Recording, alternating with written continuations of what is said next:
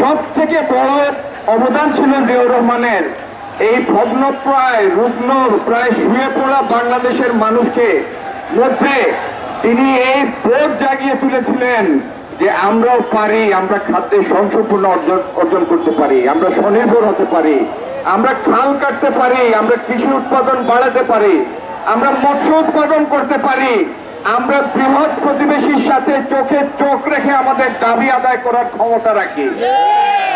এই 7ই নভেম্বর ছিল জিয়াউর রহমানের সেই দিন, যেই দিন থেকে পরবর্তী 4 বছর বাংলাদেশের মানুষকে অসংখ্য আর পারি আর পারবর ভোট দিয়ে তিনি জাগিয়ে তুলেছিলেন।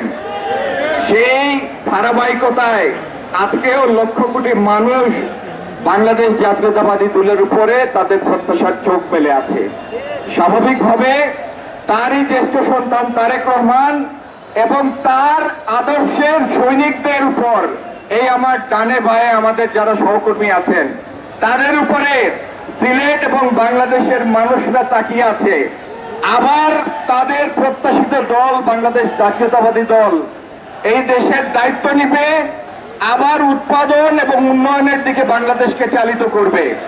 শেখ হাসিনা যে বাংলাদেশের ব্যাংকিং ব্যবস্থা অর্থনীতিকে রুগ্ন করে রেখে গিয়েছেন, সেই জায়গা থেকে অর্থনীতিকে আবার চাঙ্গা করবেন, আবার শিল্প উৎপাদন বাড়বে, আবার বিদেশি বিনিয়োগ আকৃষ্ট হবে, আবার সামাজিক স্থিতিশীলতা ফিরবে এবং আবার বাংলাদেশ একটা প্রাতিষ্ঠানিক ভিত্তির উপর দাঁড়াবে। আবার বাংলাদেশ প্রতিবেশী এবং সকল দেশের কাছ থেকে দ্বিপক্ষীয় সম্মানজনক সম্পর্কের ভিত্তিতে তার পাওনা আদায় করার জন্য চোখে চোখ রেখে আলাপ করবে। সেই জন্য সারা দেশের মানুষ বিএনপির দিকে তাকিয়ে আছে।